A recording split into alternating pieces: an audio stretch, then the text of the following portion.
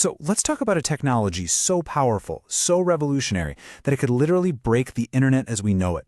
We're talking about quantum computers and how they pose a fundamental threat to the security of our entire digital world. And look, that's not some sci-fi movie plot. It's a very real challenge that experts are racing to deal with right now.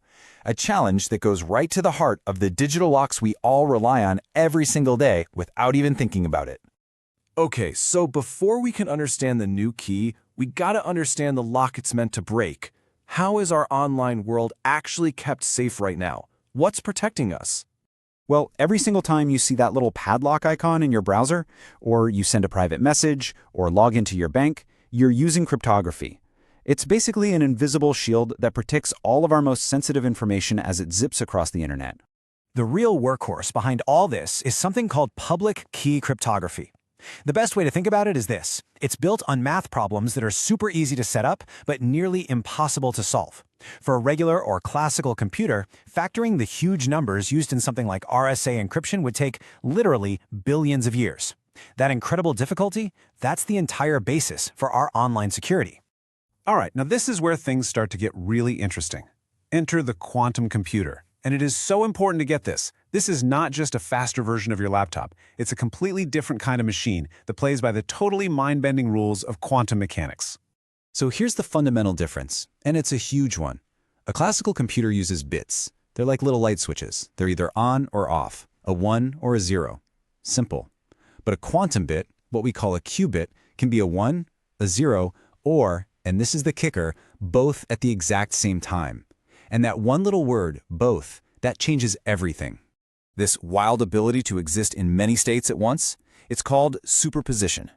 You can think of it as the secret sauce for a quantum computer. Because a qubit can hold multiple values at the same time, a quantum computer can basically explore millions of possibilities all at once. It gives it a massive, almost unfair advantage for certain types of problems. And then there's this other quantum marvel called entanglement. It's this deep, almost spooky connection between qubits. If you check on one, you instantly know the state of its entangled partner, even if it's miles and miles away. This weird interconnectedness just adds another layer of unbelievable power to how these machines calculate things. Okay, so we've got this super powerful, kind of weird computer. But so what? What makes it a specific threat to our internet security? Well, the answer comes down to two very specific quantum algorithms that act like master keys for our digital locks. You can think of this as a two-pronged attack. First, you've got Shor's algorithm, which is the big one. It's aimed squarely at breaking the public key systems we rely on for everything. Then, you've got Grover's algorithm, which targets a different kind of encryption, but honestly, it's Shor's that represents the true catastrophe. You see, Shor's algorithm is tailor-made to solve that impossibly hard problem of factoring huge numbers. That task that would take a normal computer billions of years. A powerful enough quantum computer running Shor's could potentially do it in a matter of hours. It doesn't just weaken our digital lock, it shatters it into a million pieces. So what does that actually mean for you and me? It means the security of pretty much everything we do online is at risk. Secure websites, the VPNs so many of us use for privacy, the digital signatures that verify our transactions, even the foundations of cryptocurrencies and our private messages, all of it relies on encryption that Shor's algorithm is designed to break. Okay, that sounds pretty grim, I know. But the story doesn't end there. Knowing this threat is on the horizon, cryptographers all over the world are already in a massive race to build the next generation of digital defenses. The solution is called post-quantum cryptography, or PQC for short. And the goal here isn't just to patch up the old system, it's to build an entirely new one, based on mathematical problems that are tough for both classical computers and quantum computers to solve. And researchers aren't putting all their eggs in one basket, which is great news. They're exploring a whole bunch of different mathematical angles. This diversity is absolutely key to building a robust new foundation for security. It's like they're inventing several new kinds of unpickable locks all at once.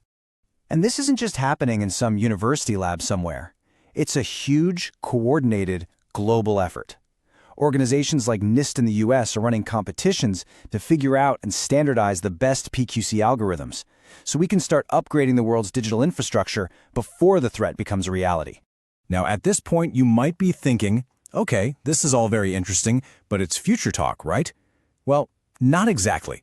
The threat is a lot more immediate than you might think, and it's because of a sneaky strategy that adversaries can use right now.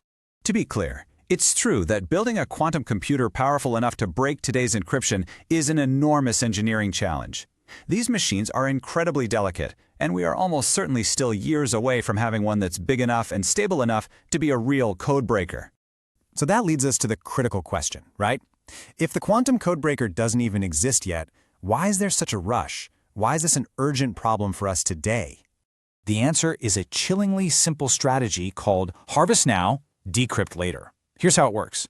Adversaries can intercept and copy massive amounts of encrypted data today. Your emails, government secrets, corporate plans, all of it.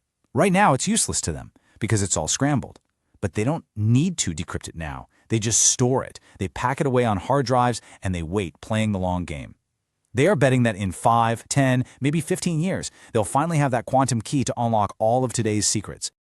So in the end, quantum computing is an incredible technology. I mean, it promises amazing breakthroughs in medicine, in material science, and so much more. But that exact same power is what's forcing us to completely rethink and rebuild our digital defenses for a brand new era. The transition to a post-quantum world isn't a question of if, it's a question of when. The race is on between the people building the new security and the people building the new code breakers. And the question that hangs over all of it is, will we be ready in time?